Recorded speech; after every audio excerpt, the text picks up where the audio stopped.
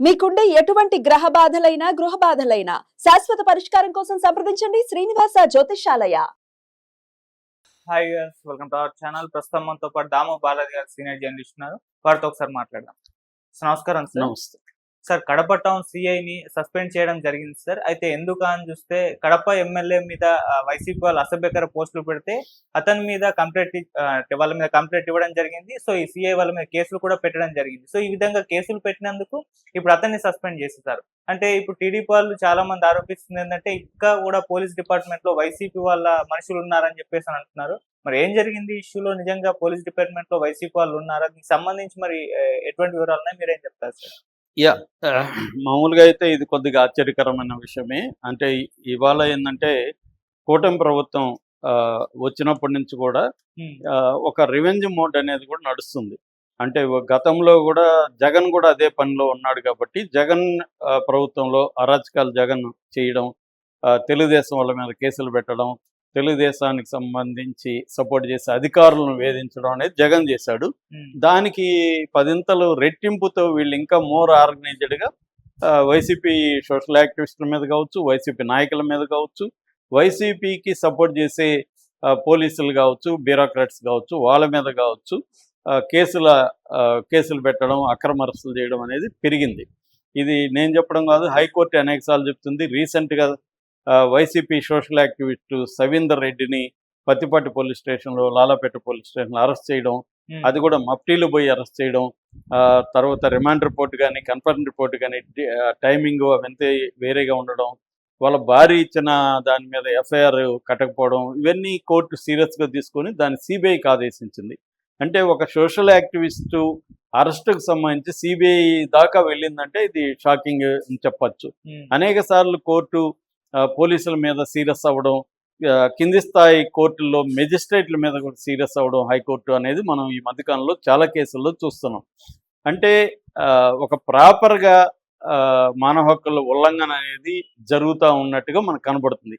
ఒకప్పుడు ఏంటంటే ప్రభుత్వ విధానాలకు వ్యతిరేకంగా ప్రజల తరపున పోరాడే మానవ హక్కుల సంఘాలు కావచ్చు, పౌర హక్కుల సంఘాలు కావచ్చు, ఇతర ప్రజా సంఘాల నాయకుల మీద ఇలాంటి తప్పుడు కేసులు పెట్టి అరెస్ట్ చేయడం అనేది ఒకప్పుడు ఉండేది. ఇవాళ ప్రతిపక్షాలకు కూడా అది తప్పట్లేదు. ఎందుకంటే ప్రతిపక్షాలు ఎవరున్నా, జగన్ ఉంటే ప్రతిపక్షాల మీద జగన్ ప్రభుత్వం అదే చేసింది. ఇప్పుడు తెలుగుదేశం కూటమి ప్రభుత్వం వచ్చినాక వీళ్ళు కూడా అదే చేయడం అనేది జరుగుతుంది. ఈ నేపథ్యంలో ఏమవుతుందంటే తెలుగుదేశం వాళ్ళ మీద కావచ్చు, లేకపోతే కూటమిలో ఉండే నాయకుల మీద కావచ్చు, అసభ్య పోస్టులు అసభ్య అనే దానికి మళ్ళీ ఇక్కడ డెఫినేషన్లు రకరకాలుగా ఉంటాయి. ఏది అసభ్యము ఏది కాదు అనేది పెద్ద చర్చ. అసభ్యం లేకపోయినా విమర్శించిన దానికి కూడా కేసులు పెట్టేస్తున్నారు. మొన్న కూడా బాలయ్య అసెంబ్లీలో విమర్శించారని ఒక ఆవిడ మీద, వైసీపీ ఆవిడ మీద కేసు పెట్టారు. అలాగా వీళ్ళు అనుకుంటే అది అసభ్యం, వీళ్ళు అనుకుంటే అది క్రైము, అలాగా జరిగిపోతుంది. సో అదే వైసీపీ వాళ్ళ మీద అబ్సీన్గా పెట్టే వేల పోస్టులు పెడుతుంటే, వాళ్ళు కంప్లైంట్లు ఇస్తుంటే ఎవరు పట్టించుకోలేదనే విమర్శలు కూడా వీళ్ళ మీద ఉన్నాయి. ఇది బ్యాక్గ్రౌండ్ ఫస్ట్ అర్థం చేసుకోవాలి మనం. ఇదేంటంటే ఓన్లీ చంద్రబాబు ప్రభుత్వం అనే కాదు, అన్ని ఇక్కడ కూడా మనం చూస్తున్నాం. రేవంత్ రెడ్డి ప్రభుత్వం కూడా విలేకరులను అరెస్టులు చేయడం, కేసులు పెట్టడం, లోపలేయడం జరుగుతుంది. అక్కడ కూడా ఇదే జరుగుతుంది. అక్కడ మధ్య ఆయన సుభాష్ చంద్ర అనే ఒక గ్రూప్ 1 ఆఫీసర్ అనుకుంటా, అతను జిఎస్టీ ఆఫీసరు, అతను అమరావతి మీద ఒక పోస్ట్ పెట్టాడని అతను ఉద్యోగం నుంచి సస్పెండ్ చేసి విచారణకు ఆదేశించారు. దాని మీద కూడా తీవ్ర వ్యతిరేకత వస్తుంది. అంటే ప్రభుత్వాన్ని విమర్శించడం అనేది పౌరుల ప్రాథమిక హక్కు. యాక్చువల్గా ప్రభుత్వాన్ని ఎవరైనా విమర్శించవచ్చు.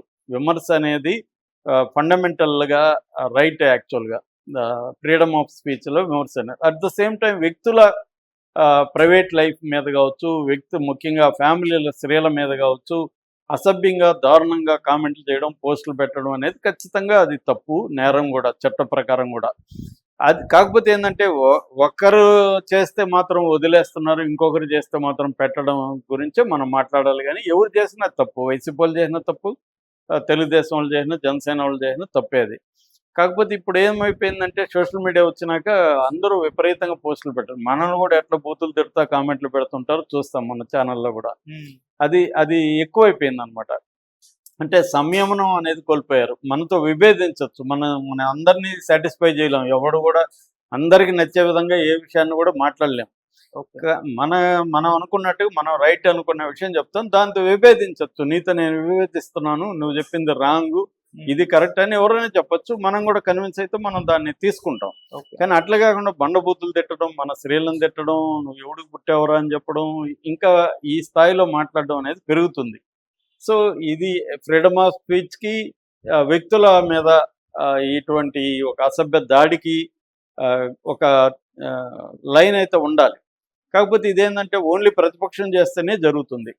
ఈ నేపథ్యం అర్థం చేసుకుంటే ఇప్పుడు ఏం జరిగిందంటే, అక్కడ కడప జిల్లాలో కడప ఎమ్మెల్యే ఆమె మాధవిరెడ్డి, ఆమె ఇక్కడ ముందు నుంచి కూడా కొంత వివాదాస్పదం. ఆ మధ్య కూడా డిప్యూటీ కలెక్టర్ చేయలేదని ఆమెని గట్టిగా అందరిలో తిట్టిన వీడియోలు కూడా బయటకు వచ్చాయి. సో ఆమె కొంత స్ట్రాంగ్ ఉమెన్ క్యారెక్టర్ ఉన్నట్టుగా అర్థమవుతుంది. సో ఆమె మీద వ్యతిరేకంగా పోస్టులు పెట్టారని, పెట్టిన వాళ్ళ మీద, పెట్టించిన వారి మీద, ఆమె వాళ్ళ హస్బెండ్ తెలుగుదేశం పాలిట్ బ్యూరో సభ్యుడు శ్రీనివాసులు రెడ్డి ఇద్దరు కలిసి కడప 1 టౌన్ పోలీస్ స్టేషన్లో సిఐ రామకృష్ణ యాదవ్కి కంప్లైంట్ ఇచ్చారు. ఎవరి మీద ఇచ్చారంటే, ఒకప్పుడు వైసీపీ ప్రభుత్వం ఉన్నప్పుడు ఉప ముఖ్యమంత్రిగా ఉన్న అంజాద్ బాషా, వాళ్ళ తమ్ముడు అహ్మద్ బాషా, వాళ్ళ పిఏ కాజా, వీళ్ళు ముగ్గురు మీద ఇచ్చారు. ఇప్పుడు వాళ్ళ ముగ్గురు మీద ఇతను వీళ్ళు ఎమ్మెల్యే హస్బెండ్ పాలిట్ బ్యూరో సభ్యుడు కేసు పెట్టారు కాబట్టి ఎఫ్ఐఆర్ అనేది ఖచ్చితంగా చేశారు. చేసిన దానికోసం ఇతన్ని, ఈ సిఐని విఆర్లో పెట్టారు. విఆర్ అంటే వేకెన్సీ రిజర్వ్, అంటే ఆ పోస్టులో నుంచి వేకెన్సీ రిజర్వ్లో పెట్టాడు. ఎవరు పెట్టారు? ఎస్పీ నచికేత విశ్వనాథ్ ఆయన పెట్టాడు. పైగా అతన్ని అనేక రకాలుగా వేధించాడని కూడా చెప్తున్నారు. ఈ నచికేత విశ్వనాథ్ ఈ సిఐని వేధించాడని కూడా ఈనాడు కథనం రాసింది.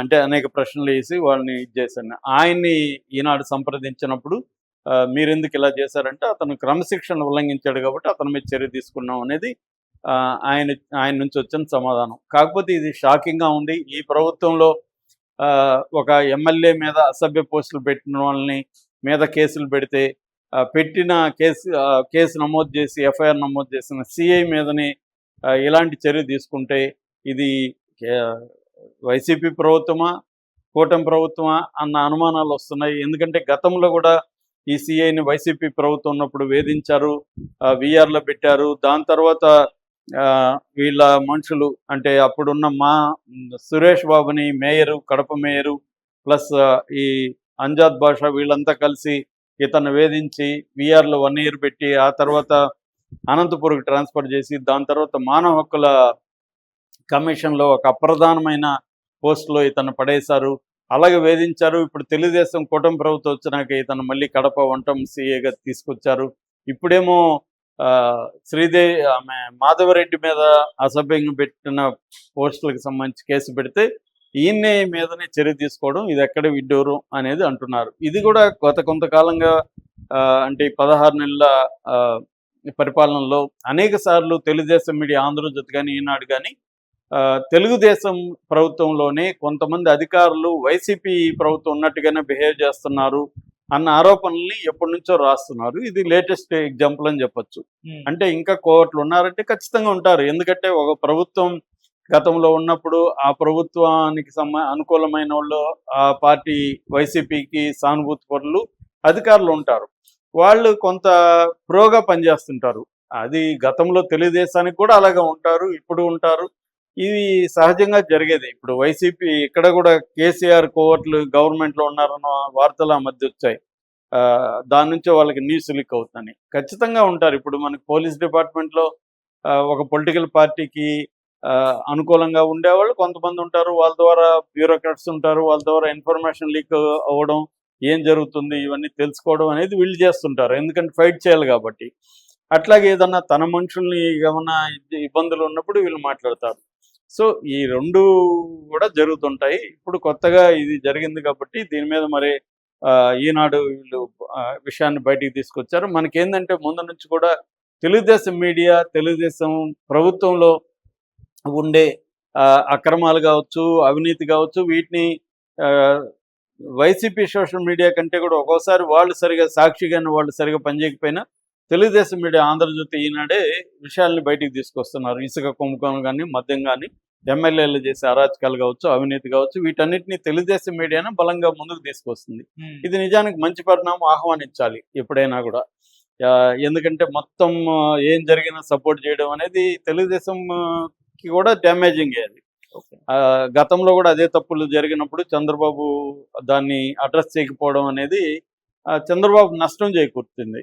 ఎందుకంటే చంద్రబాబు కరెక్ట్గా పరిపాలించవచ్చు, లోకేష్ చేయొచ్చు, కానీ కింది స్థాయిలో వ్యతిరేకత అనేది ఖచ్చితంగా అది రిఫ్లెక్ట్ అవుతుంది, అది పార్టీ వ్యతిరేకతగా మారుతుంది.